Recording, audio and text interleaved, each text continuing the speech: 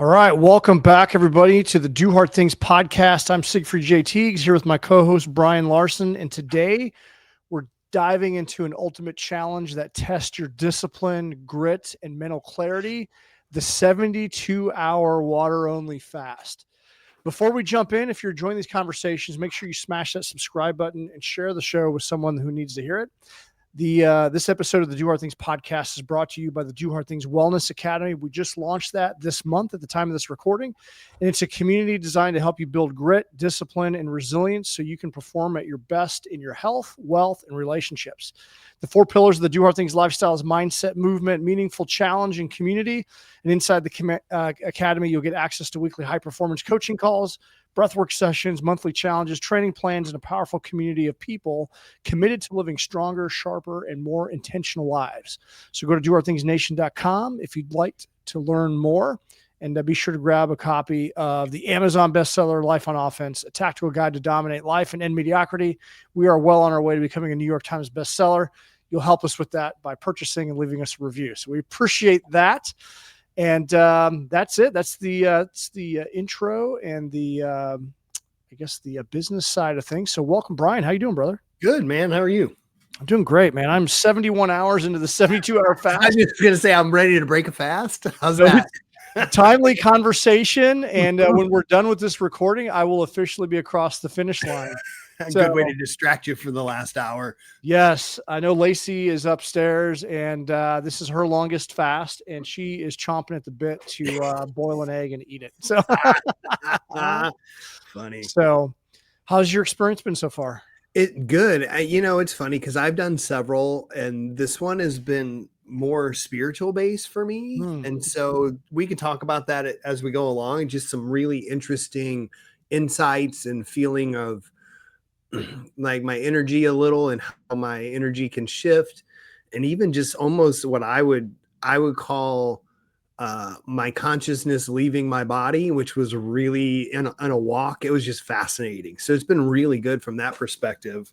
So yeah, how about you, man? What's been going on with yours?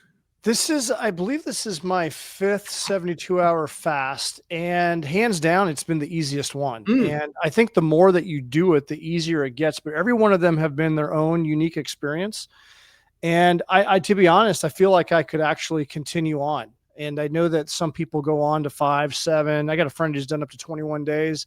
I've heard of people going up to 40, trying to achieve what Jesus did in the Bible. People that did that too. And of all of the hard things that I do in my life, this is one of the more difficult challenges for me. It's definitely been some great spiritual connection. We use this, to launch the Do Hard Things Academy. So we have over 30 people doing the 72-hour fast. And it's just awesome to have a tribe and community of like-minded people, navigating this hard thing, many of them for the first time.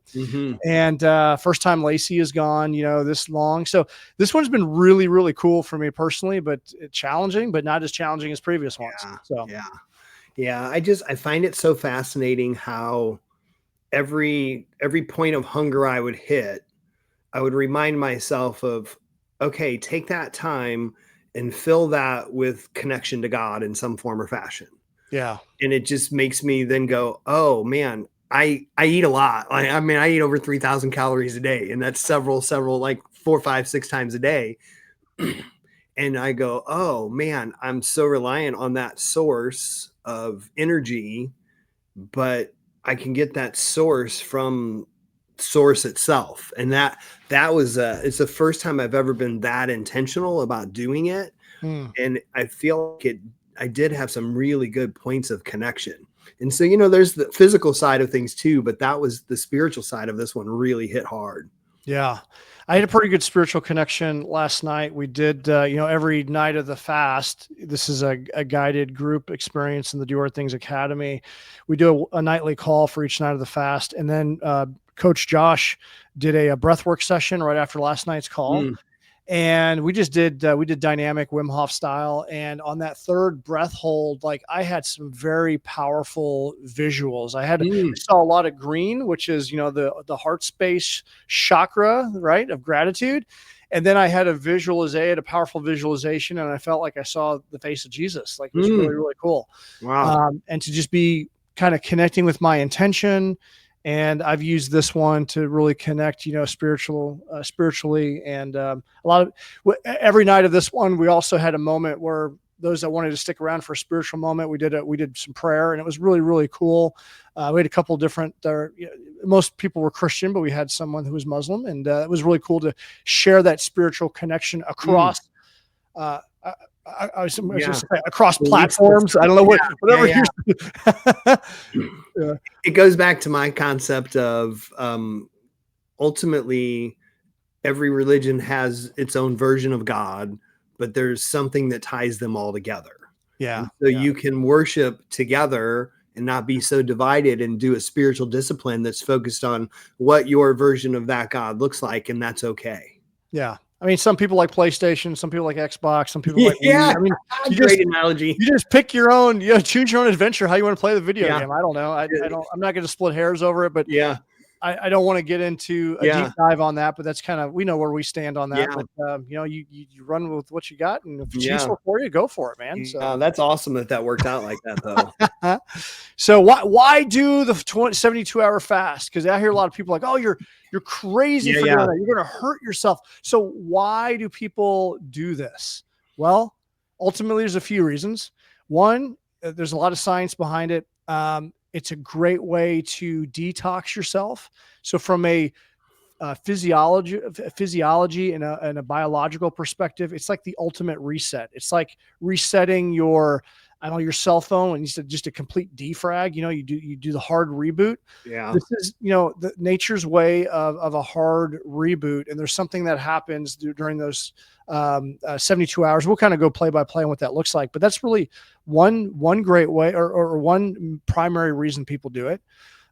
It's for the discipline. It's for the clarity and the spiritual connection. Yeah. Yeah. And some of the benefits are, it resets your metabolism. It has, it'll reduce inflammation, increase growth hormone, activate stem cells, activate autophagy, which is where, we're constantly in the state of like building new cells, and old cells are dying. Well, when you don't have any external food, your body transitions from glycogen to fat to ultimately the cells that aren't being, that aren't needed, and kind of cleans up all the old, you don't want all those old dead cells inside of you. And so it just kind of does a rapid fire cleanup. It improves your insulin sensitivity, sharpens mental clarity when you start producing ketones. And then once again, growth hormone. Yeah. Yep. And then sharpens your mindset and discipline. Yeah. Yeah. And to me, I think it's, that the physical side. So that disconnecting from, food being that source of routine and comfort, there's a mental component that happens. I come back out of them. I start to pay attention to what I'm eating, how I'm eating with intention, as opposed to, let me shove this down real fast because I got to get on to the next thing. Yeah. Because you can't take on as much in that next go around. So for me, that part makes a difference too, of just the physical side of stepping away from it and going, oh, okay, I realize how much I rely on it. And I eat when I get bored too. Yeah. That's what I've noted. I mean, we were talking the other night about the relationship with food, which is kind of a strange concept that you would have a relationship with food, but it's so abundant in our society. And it's like, as soon as you find some level, for most people, as soon as you find some level of discomfort, you get a little hungry. It's like, I got to drop everything I'm doing and go eat something. Yeah. And you can go weeks without eating. Yeah.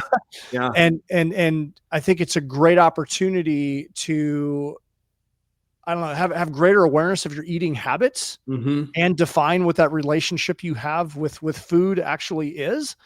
And some people, I know some people that strictly eat to cravings. Like as soon as they get hungry, what do I feel like eating? And that's what they go for. Yeah. Some people eat for fuel. Some people have greater discipline. They do intermittent fasting. And so I think it's a great exercise to see what that is for you. Yeah, I agree. I think it's definitely, it's a practice and a discipline. I think it'd be interesting to do this one and have everybody come off and eat cleaner foods, and then do another one and have everybody come off and eat whatever the craving is, and see how your body feels different. Because if you right after this, you hop on to fried foods and what you're going to feel awful because your Yeah. body's like, wait, I don't have any nutrients in here. And this is what you're giving me. I think it'd be a really interesting, like little study to do. Yeah. Well, that's why we jumped to start the 28-day challenge, the Do Hard Things 28 with this fast, because it's a 31-day challenge total. But as soon as you're done with this, we hop into, a routine. There's 8 things that you do: hydration, nutrition, sleeping, gratitude, a daily check-in, meditation / breath work. So there's all of these things that you get scored 1, 2, or 3 points. And one of the things that you have to do is choose a diet. And so, we encourage people, now that you've had this nice reset, choose a diet so you can create sustainable habits with it going forward. And then it's a great way to jumpstart into something, some cleaner eating to get that boost of energy. I would push back a little bit on the word diet. And here's why. When people say diets are short term. Diets are, I'm going to do this till I reach this goal. I would have our listeners challenge themselves and say, I'm going to form some new eating habits and just build it around habit. And moving forward, you're going to choose to eat this way or cut this out or do this little change that becomes a part of your everyday, not just, oh, I'm trying to hit a goal weight and then, okay, I'm there and I can go back to whatever. Because you go back to whatever, you're going to wind up where you were. Yeah. Does that make sense? There's something about that word diet. It's always rubbed me wrong because of the short-term like mindset of diet. Yeah. It's how we flippantly use it. Yeah. And just all of the, I don't know, there are so many different modalities, shortcut type. People yo-yo with their nutrition because they do these diets that are so restricting.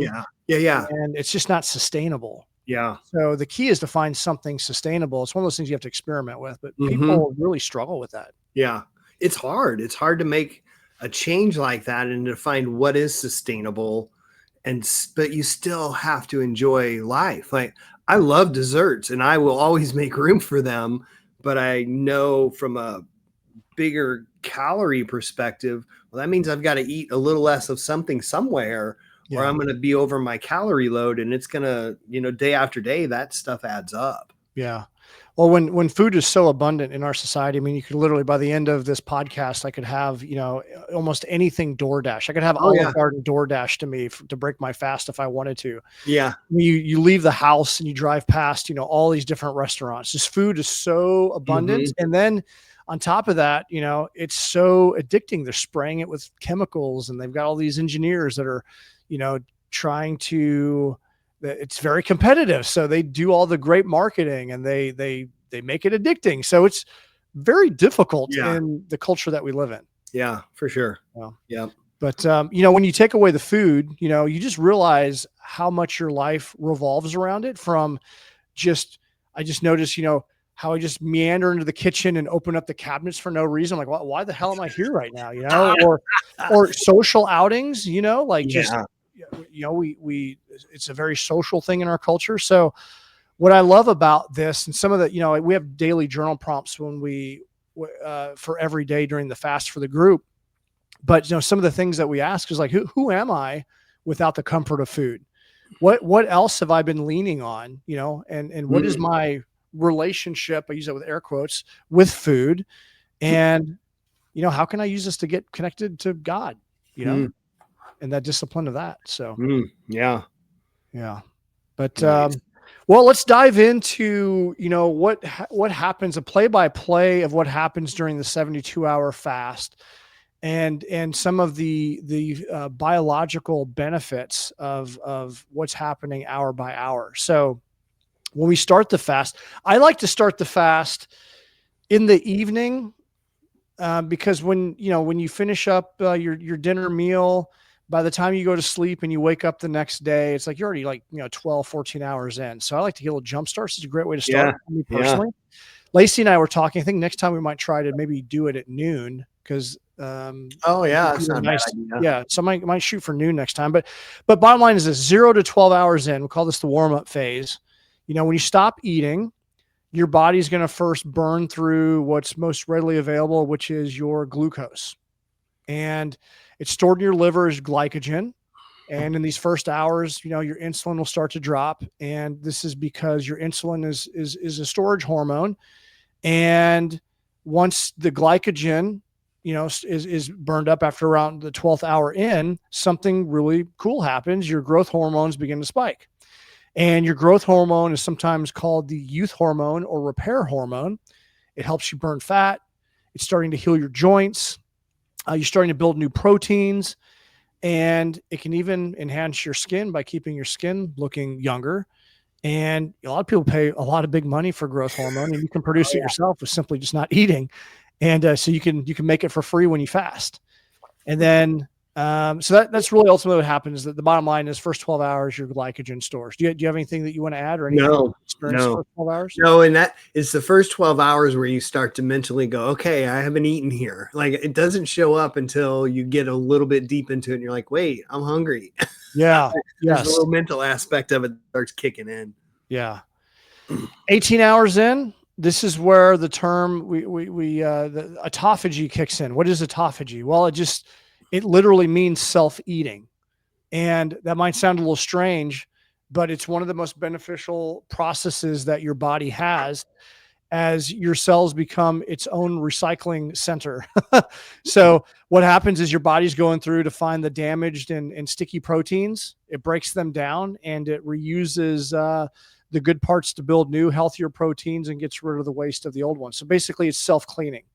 And just think of it like a spring cleaning for your body at your cellular level.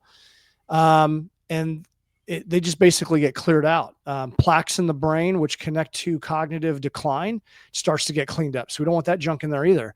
And it's one of the reason that fasting is linked to better brain health and even longevity, Clarity. because it's just optimizes that cleaning process. Yeah. And I think there's some clarity that comes too as you're fasting. Like I think thought processes improve. I think for me, my personal experience is I can think more clearly. Some places where I might have, now it works backwards too. It's like in the first 24, 48 hours, I feel like I'm sharper. But as I get into that 70, 60, 72 hour mark, my brain's like jello. Yes. It kind of ebbs and flows a little bit. Yeah, right Yeah. now. Yeah. Yeah. There's times my brain feels like mush and I can't Yeah. think. And then other times I'm super clear, super focused, super creative. Yeah. It's like what we always say. It's like surfing. You got to ride the waves of the fast. So, yeah. But yeah, 24 hours in, your glycogen tank in the liver is completely depleted. And then that forces the body to fully switch over to fat as the primary fuel. And then when you start burning fat, your body produces the ketones. And the ketones are like, you have heard it. I mean, it's ketosis is what happens. Ketones are like premium fuel for your body. So like pulling up the gas tank and getting that premium grade fuel for your car.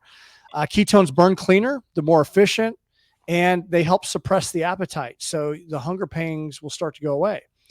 And that's when people will start to report that, that's riding the waves. You'll have waves of hunger pangs. Well, when you're not having the hunger, your body's really creating a lot of ketones. And and after 24 hours in, also your inflammation will start dropping significantly. Your gut gets a break from constant digestion. Your gut is your whole gut system, your digestive system is constantly in a state of movement when you're grazing throughout the day. So when you do a prolonged fast, you're actually giving it the opportunity to really, really rest and giving it an opportunity to start doing some healing. And people who have digestive issues, like I have stomach issues, IBS, bloating. And if you have some overgrowth of intestinal bacteria, it often finds relief here as your guts really start to self-heal itself. And so it's really powerful to give your gut a just kind of a refit and let it rest and literally just take a knee for once. And to hop onto the ketones. So that's one of the reasons that people who have had success on like an Atkins diet, they have the body, you're not giving it carbs. And so it has to burn the food first, and then it starts producing ketones because there's no insulin response. And so the body's looking for some fuel source. It's also why, I don't know if it's type 1, type 2 diabetics, and they have to be very careful about their intake because they can flip over into ketosis, which long term can have negative complications, but short term, it's not so bad. Like it's the energy supply. Yeah. Yeah. Another thing, I'm not endorsing the Atkins diet, by the way. just another. I mean, some people, if you find it useful and it works for use you, it. then Yes. go for it. Right? I don't endorse any particular one, but yes, if it works for you, go with it. I've tried long term to do ketosis, and as an endurance athlete, I personally have struggled with it. I need the carbs. Some people can operate, so it's one of those things you have to test and f around and FAFO, right? F around and find out. Yep, for sure. So another thing, your brain loves ketones, but also your heart, your cardiovascular system becomes more efficient. And so that's just another thing that a lot of people don't realize is that your heart uses ketones as well. And another thing that happens is in your brain, there's a protein called BDNF. It's brain-derived nootropic factor, and it's like fertilizer for your brain cells. And it helps you grow new ones more and strengthens the ones you currently have and strengthens the connections between them. And that's why you feel a little bit sharper and more focused during a fast. So interesting stuff. So many things are happening throughout and kind of complicated, but try not to overload the listener with, with things, but there's a lot of amazing things that are happening during the fast. And I know we've got some pretty cool videos. I've had to watch them numerous times to grasp a firm understanding of what's happening, because there's a lot of science and a lot of terms being thrown around here. But the bottom line is it's really, really good for the body. Yeah. So 48 hours in, the stem cells begin to wake up. And this is where stem cell activity increases dramatically. And stem cells are essentially blank cells that become whatever the body needs. It can become muscle, skin. It can, add to the amount of blood that you have. It can move to gut lining, and they're your body's ultimate repair system. And this is when fasting becomes deeply restorative. As your immune system begins to strengthen, your old weak immune cells are cleared out, and then brand new ones are generated. And there have been some studies that suggest that certain cancer risks decrease because fasting helps shrink the unhealthy cells that while they also protect the healthy ones. So for those that, are predisposed to cancer, or maybe you're undergoing cancer treatment, there have been some studies that have shown that, prolonged fasting has been very beneficial in that. So at this point, bottom line is 48 hours in, you're not just burning fat for energy, you're also repairing tissue, regenerating systems, and then setting your body up for some longer term resilience, because you're basically improving yourself internally. And I think you get at this stage, there's like an immune system reboot that starts to happen too. Like around the 36 to 48 hour mark, the immune system kind of reboots. I don't know the details behind that, but I think it's more of it's an anti-inflammatory, but the immune system starts to pump itself up a little bit based on the lack of calories. Yes. Yep. Absolutely. So really good. If your body's the temple and we need to protect the temple, we want more little ninjas, right? We want powerful little ninjas in the way of white blood cells, mitochondria, red blood cells, all the things. We want more of those things. This is an opportunity to increase your army of ninjas to protect the temple. So, all right, 72 hours, full system reset. Once you hit the 72-hour mark, it's like hitting the reset button on your body. Stem cell activity surges even higher. The immune system goes through deep renewal, and then repair is happening everywhere. Joint, skin, organs, brain. Ketones are at their peak. Your energy is clean and steady. Inflammation is at its lowest points. And because your body has been running so efficiently, it needs fewer calories and nutrients to operate. And so this is where, people start to notice, they start to really notice the energy that they have, and the hunger pains ultimately for many people go away. And that's why they can go into longer, multiple day, 4 day, 5 days, 7 days. Yeah, it's so strange how the first 24 hours feel. They feel, for me, they're the worst. Getting that beyond day one, and then by day three, like if I consciously think about it, I'm stinking hungry. But at the same time, if I sit back and go, do I really need to eat? No, I'm good. I could probably go a little longer if I wanted to. Yeah. Yeah. And this time around, I definitely feel like I could actually go further. I'm going to go ahead and stop though, but I think next time around, I'd like to maybe try to go a little bit further. So we'll have another podcast episode. Maybe I can get Brian to join me too. We can go a little further and just kind of F around and find out and have Maybe an extended up for that. Fast. Be guinea pigs for everybody else. Yeah. We'll definitely be hosting them in the academy, probably on a regular, semi-regular basis. So if you're interested in this, feel free to join us in the academy. But I'm reluctant to coach anyone further than I have gone myself. Yeah. So so anything beyond that, I have only heard from other people's experiences. I don't know from my own experience. Today, we're just talking about the 72 hours. So, but 72 hours is allegedly the peak of performance for this. And, we'll report back on another episode when we go back past the deep end even further. So let's talk about, for those that are interested in the 72-hour fast, how to prepare. So I think it's prudent not to just jump right in. I mean, I think you want to,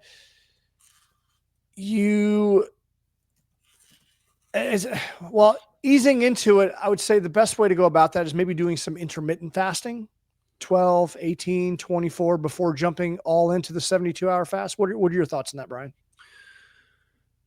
Yeah, I mean, I think for me, I reduce the day before. I kind of eat a little lighter. I will reduce calories a little bit, and I will eat cleaner and drink a ton of water. Yeah. You're talking about like right before you actually, I guess I was prefacing like before you commit to a 72-hour, should you just dive right in like a couch to 5K to marathon, couch to marathon or couch to Ironman? I think you can. I think the benefits of the reset that happen, you can do it.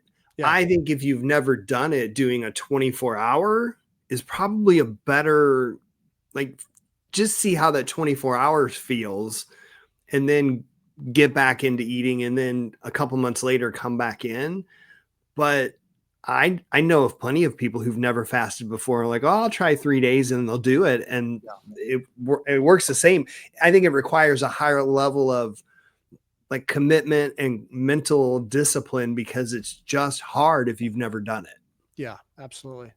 Yeah. The mental preparation is definitely key. Yeah. Well, so actually preparing for the 72-hour fast, you're mentioning hydration. What other tips and tricks do you have?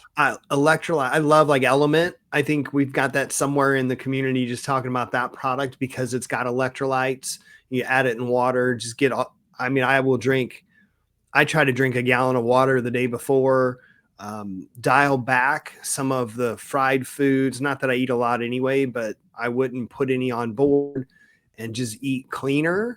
So that it's almost like starts to flush the system a little bit before you ever even get rid of food completely. And I think it just kind of sets you up to ease into it a little bit.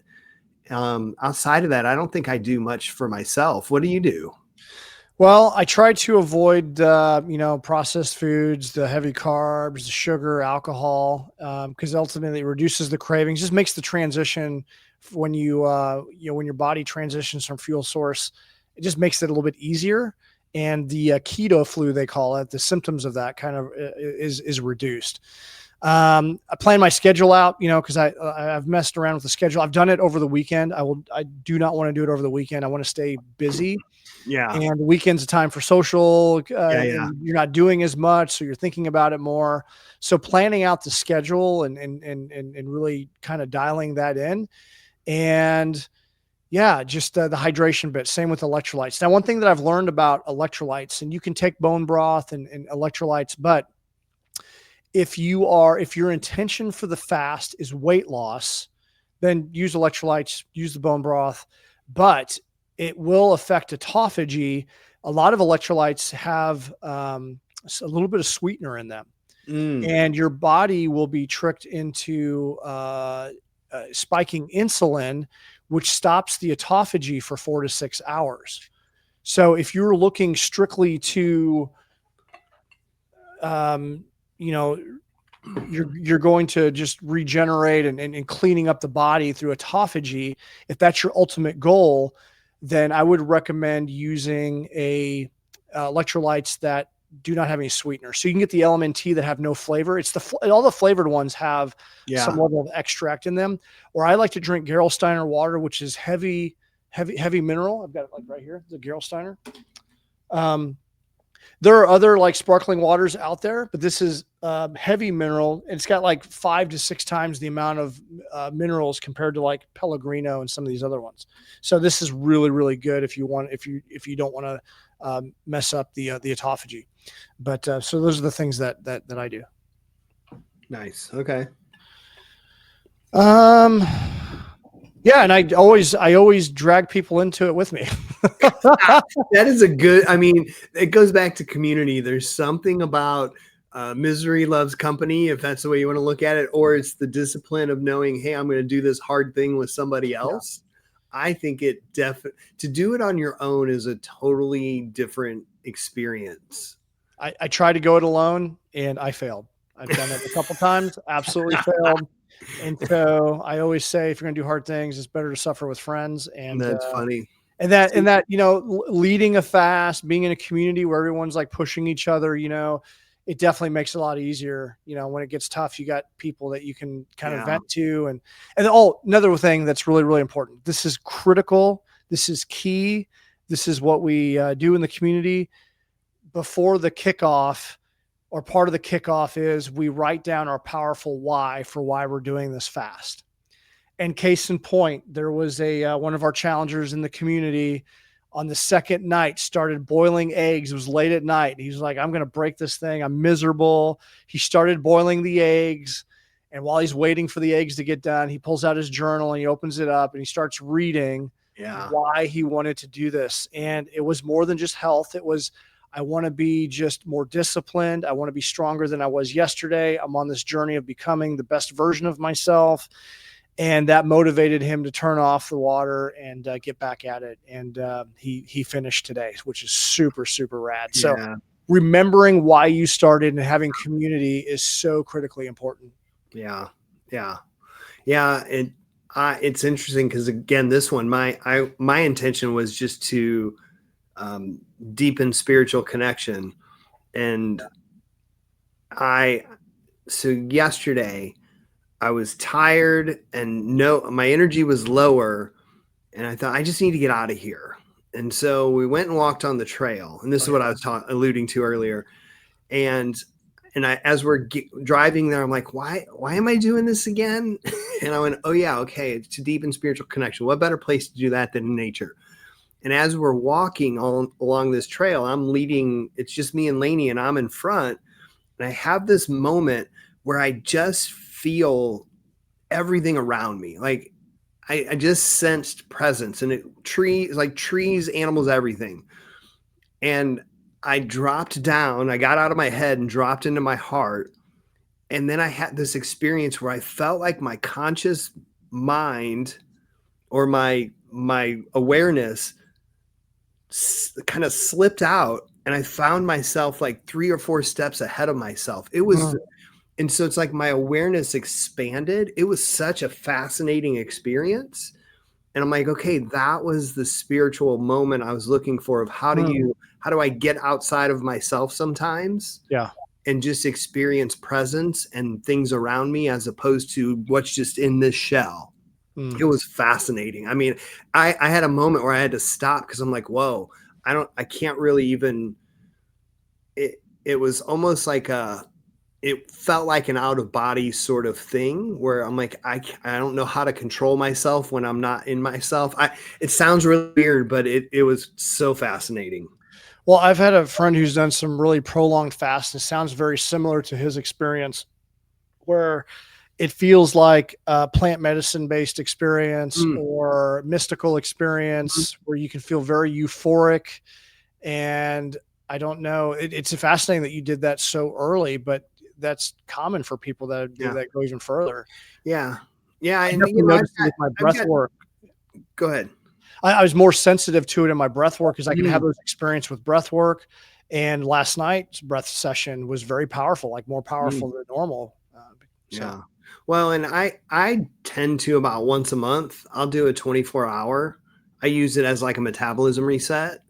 And so my body's pretty efficient at getting the calories out and just burning through what's there. And so I think by the time I hit 48, I think my body's already switching into different modes. And so I think I was just already in that spot because, it was like 6 o'clock last night. So, 50 something hours into it. And it was an amazing experience.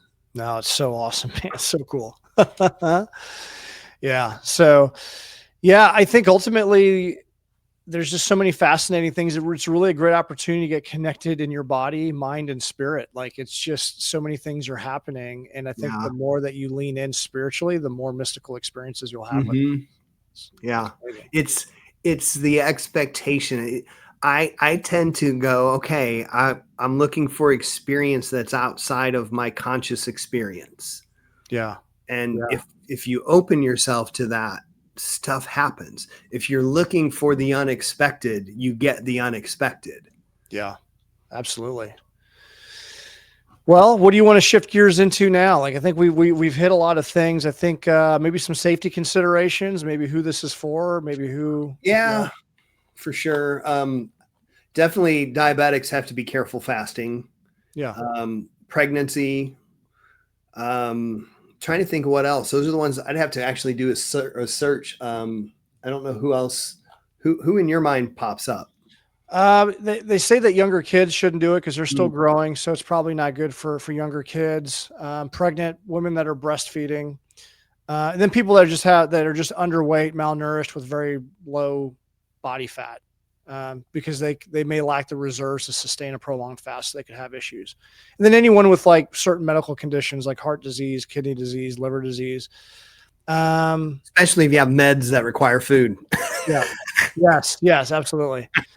And so those are it. I think if you're a healthy adult, I think most people can do the fast without any challenges or issues. And once again, it's just recommend, if you're on the fence about it, just try intermittent fasting, like work your way up to it, do a 24-hour fast. And then if you're ready to jump in deep in the pool, go for it. But if you're doing the right things, if you're preparing properly and you're doing the right things throughout the fast, I think you'll be okay. Because I think the benefits outweigh any challenges. Yeah. And so, frequently asked questions that we get. So what are some of the symptoms that I should expect? Hunger.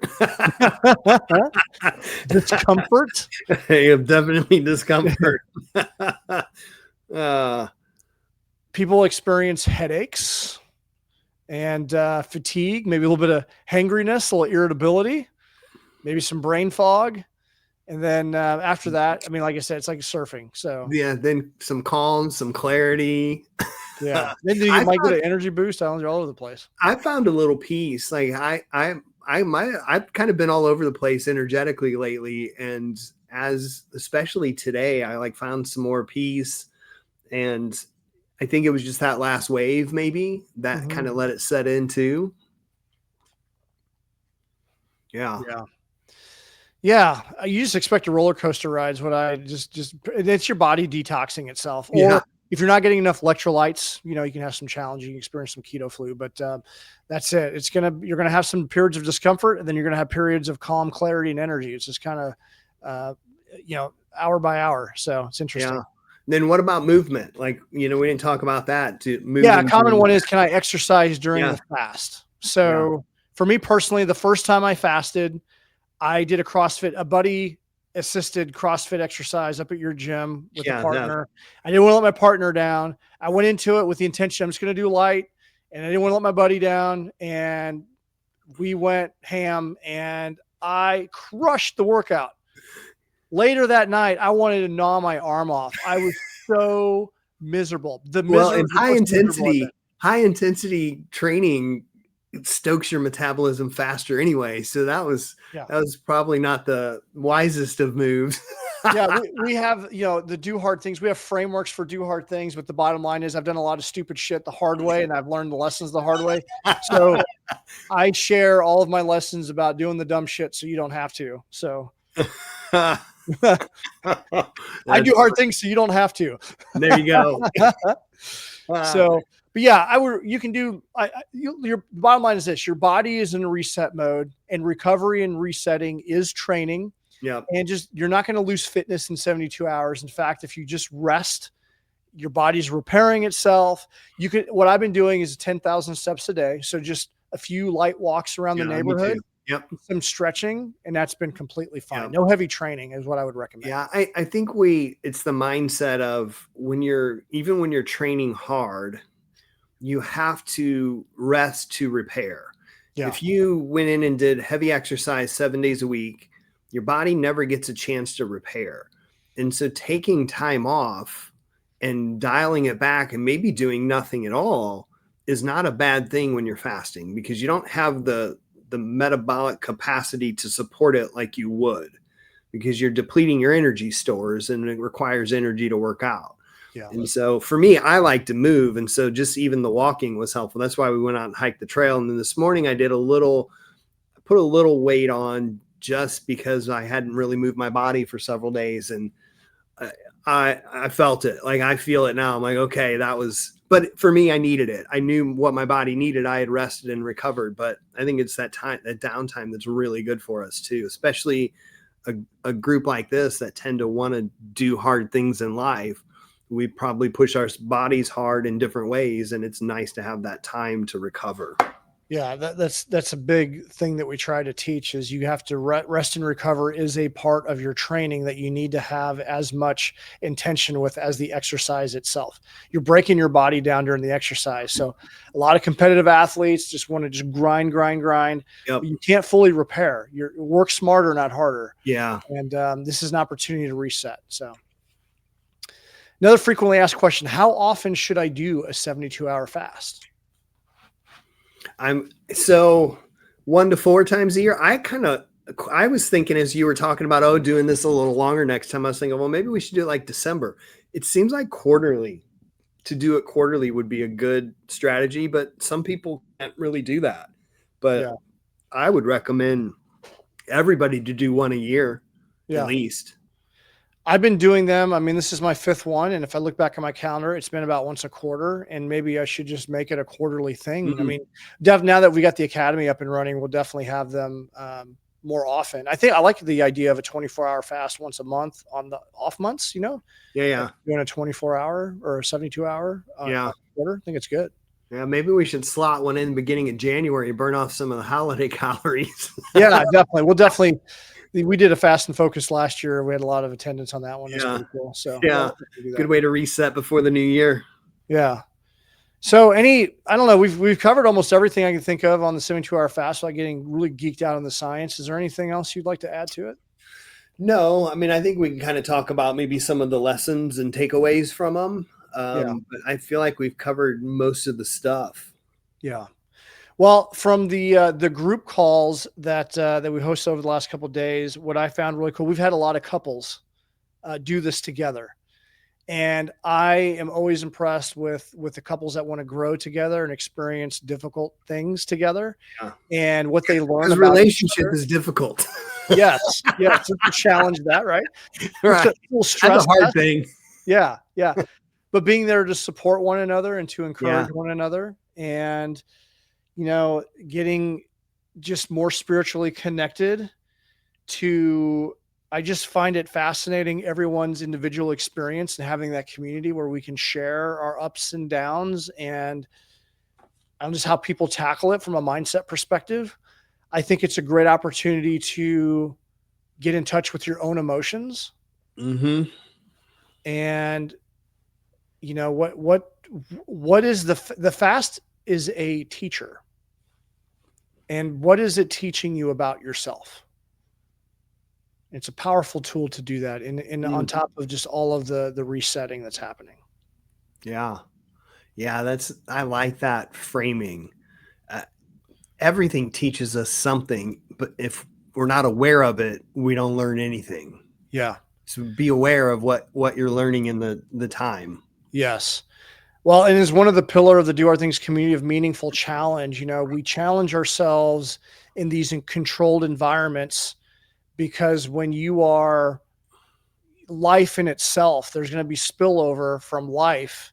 And it goes back to I'd rather be the warrior in the garden rather than the gardener in the war. It just Mhm. prepares you. It makes you more resilient. Doing a 72-hour fast, like, it's just another thing that you can when you're feeling uncomfortable or discomfort, it's just yet another thing that, what, I've done hard things before, I can do them again. Yeah, and as you're talking, it just the word hormesis pops up again, right? It's that positive stress. We do it when we work out. It's induced by breath work. It's induced by fasting. It's a positive stress on the body in all three of those areas. That positive stress teaches us how, when we're outside of that environment, how we can regulate our own nervous system better. Yes, And, absolutely. I'm saying that thinking, oh yeah, we've got breath work tomorrow morning. And I'm as soon as we hop off, I'm going to do a little bit before I go put some calories in my body, just to have one more reset Yeah. before I'm done.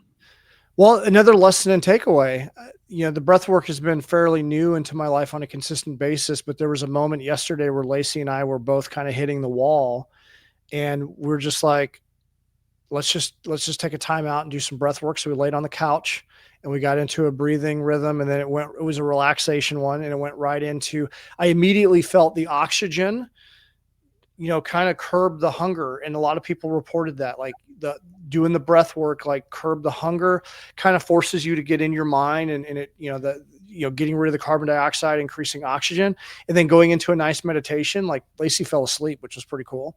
And, Nice.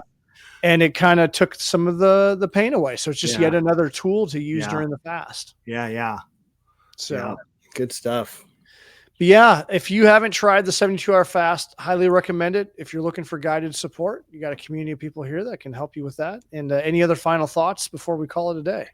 No, I'd encourage people, if they haven't done it, to try it too. It's just an experience that can teach you about yourself, teach you about how you relate to food, teach you spiritual lessons, teach you life lessons. It's a journey. Absolutely. So, well, Brian, this has been a great conversation. And 72-hour fast isn't just about starving yourself. It's about discipline, mental clarity, connection to God, proving to yourself that you can push past your limitations and discomforts. And if you're listening to this, you want to join us on the next 72-hour fast, then go to doourthingsnation.com, join the mailing list, click on events, join us in the Do Our Things Academy. You can join there free for 7 days. It's our premium place where we're offering nutrition guidance, health, and mindset training, and breathwork sessions. We've got a variety of different events going on in there. So check us out in the Wellness Academy, and join the Facebook community if you haven't done so. And for those listening, if this episode inspires you, do us a favor, like, subscribe, share it with someone who could use the information. And if you're ready to take your health and performance to the next level, then check out the Do Our Things Wellness Academy and join us in the nation. So until next time, keep showing up, keep pushing, do hard things. We'll see you in the next episode. Let's go. Let's do it.